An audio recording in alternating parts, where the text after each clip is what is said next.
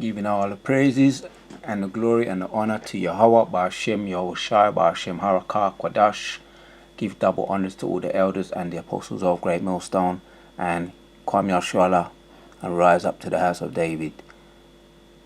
At least 88 people have died after nearly 44 reported tornadoes caused destruction. This is in Mayfield, Kentucky, up there in the Midwest, Kentucky. So let's hear a little bit of this, the backstory of this. And I know no doubt they're finding more and more dead bodies every day. Interesting number there, 44 tornadoes caused destruction. Let's hear what's going on. There's a couple of videos on this aftermath of the those tornadoes that's taking place over there. Interestingly, it's predominantly Edomite area where they had Jake, and they still have Jake there, and treat them as second-class citizens, and they had us under that heavy yoke of slavery, man. And the Most High is angry with these people, no doubt. Let's check it out, man. Y'all, please send us some help. Somebody please send us some help. We are trapped. There was a water fountain, an air conditioning unit, and then 5 feet of debris on top of me. And we are trapped. Please, y'all, get us some help. We're at the candle factory in Mayfield. I'm grateful for it because I believe that it saved me. It being there saved my life. Unable to move, unable to escape. For nearly 3 hours, Kiana Parsons Perez was trapped in darkness and debris, death and despair around her. There's some people who still haven't made it home. Some of them are in hospitals still. And it's, why me? Why me? How is it that I was able to survive? A mother of 4, her life hanging in the balance for hours at this candle factory after a natural disaster of historic proportions ravaged her small corner of Kentucky. In the beating heart of the country, over the weekend, a massive storm, a giant among giants. At least 40 reported tornadoes tearing apart the landscape piece by piece. This was a large, destructive event across 9 states in the month of December. Just crazy. At least 88 men, women, and children killed. What were those 24 hours like? Hell? Like a war zone? From Kentucky. It's just upsetting. To Missouri, Illinois, Tennessee, Arkansas. 9 states battered by the storm's path. Our community has suffered such a tremendous loss of life, of a way to make a living, of homes, and we cry with them. The largest, a massive EF3 tornado stretching 200 miles across Kentucky, with wind speeds hitting 206 miles per hour. Nothing that was standing in the direct line of this tornado is still standing. If hell had a theme park, this would be it. Homes and businesses by the hundreds gone. We lost everything. We lost our home. We lost all of our vehicles, all of our belongings. We basically have nothing. Tens of thousands more left without power or water.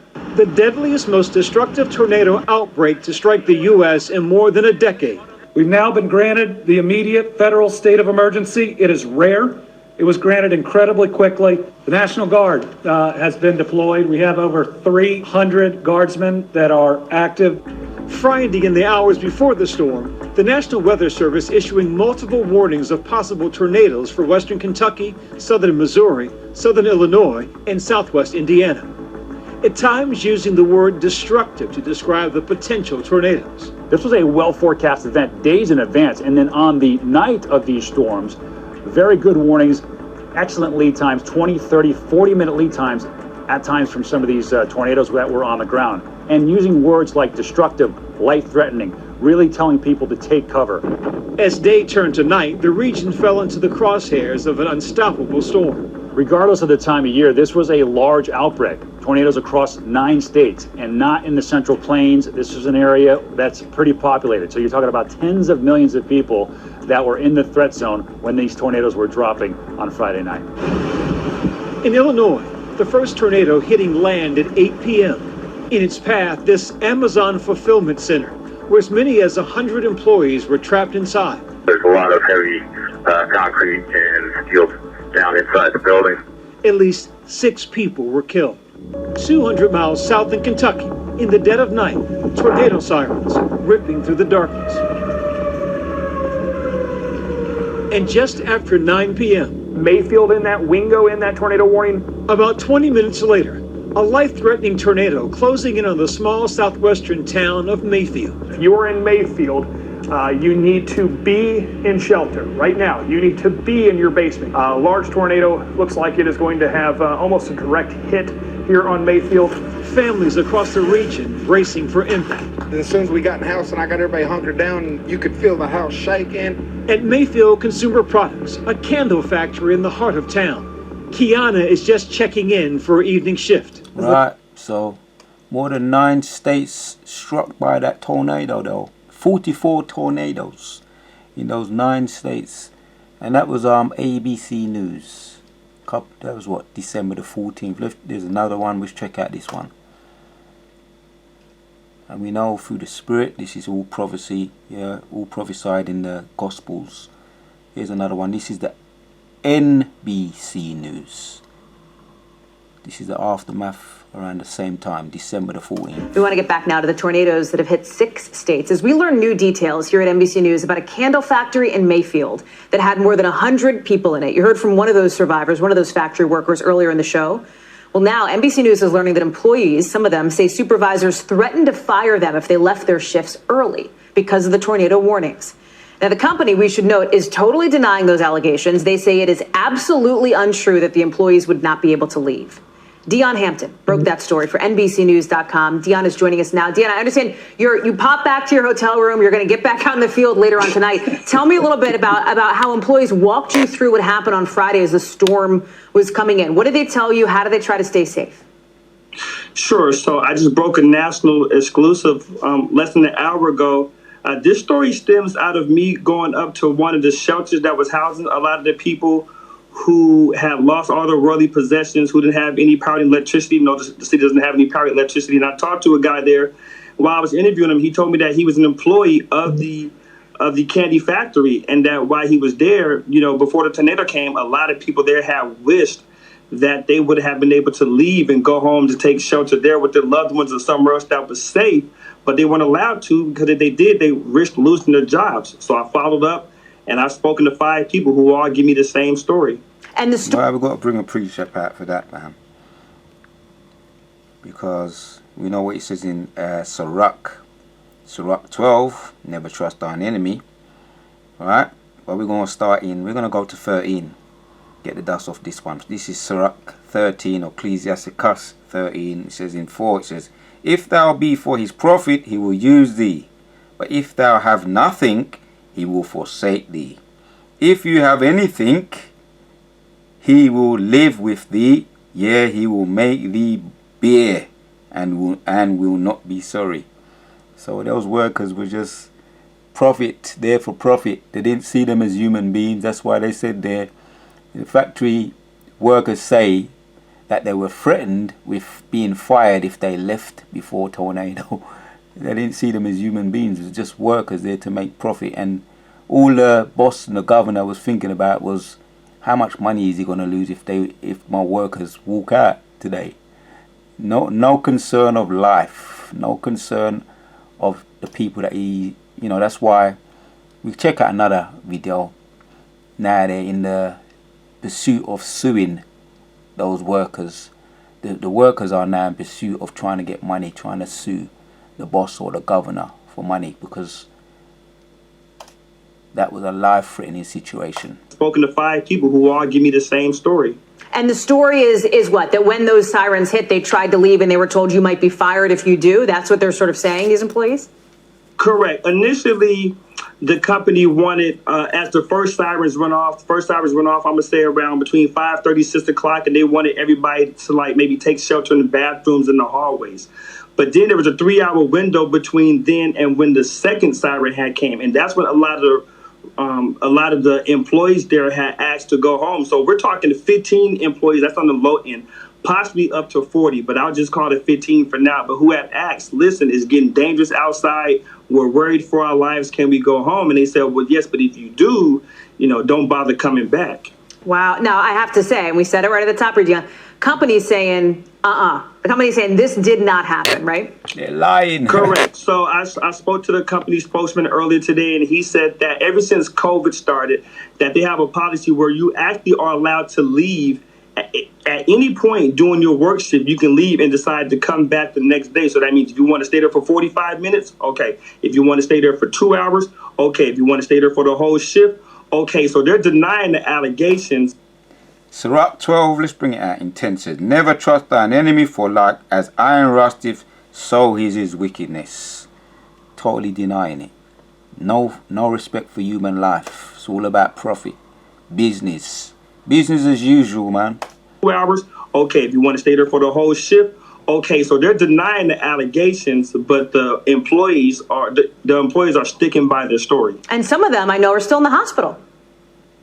Yeah, I mean, one of the women who I spoke to was literally 2 o'clock this morning, and she was talking to me from her hospital bed. Wow. She sustained a lot of burns. She was trapped under a concrete wall for 6 hours, and we started talking on the phone, and this is how much of an important issue this was to her, but she didn't even bother going to sleep because she was saying, listen, Dion, this is what the work conditions were like when we were inside the candle factory. Dion Hampton, you said it. It's a national exclusive that you brought. So just slaves. That's all you are. They just see you as slaves, man.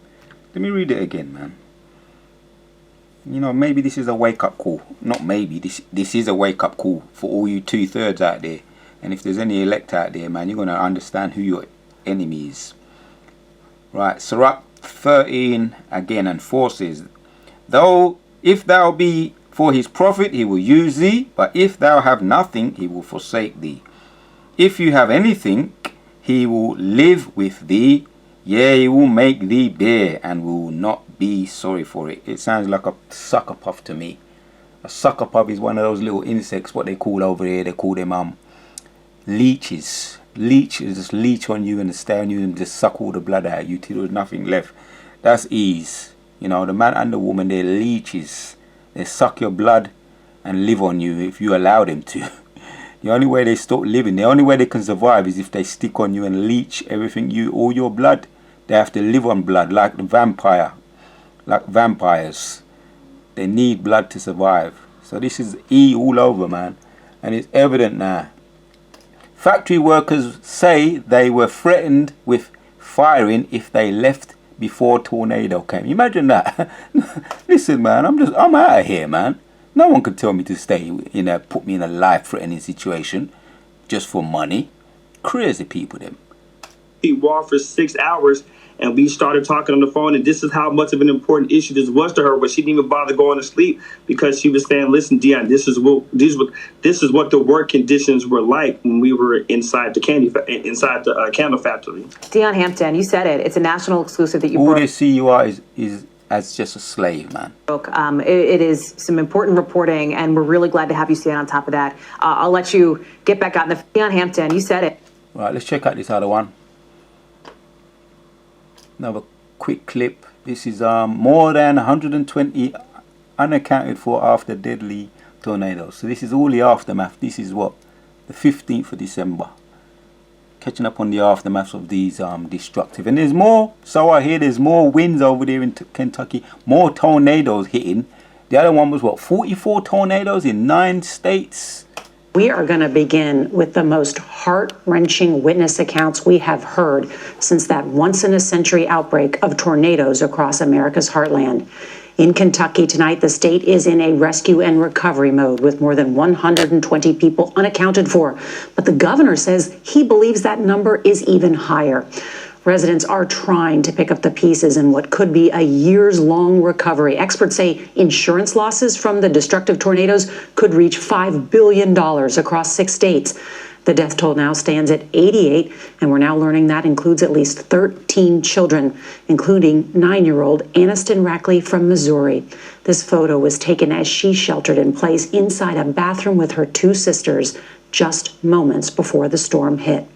Well, President Biden approved an emergency declaration for counties in Tennessee and Illinois where that Amazon warehouse collapse claimed 6 lives. The president also declared an emergency for Kentucky a couple days ago, and he'll visit the state on Wednesday to survey the damage. And that's where CBS's Lilia Luciano will lead off our coverage tonight in Dawson Springs. Good evening, Lilia. Nora, good evening. Everywhere you look here, the devastation is just disorienting. Nothing makes sense, and so many people are still missing. The Kentucky National Guard and FEMA are assisting in the search over here for any signs of life. And today we travel to an even smaller town that lost 6% of its population in just one night.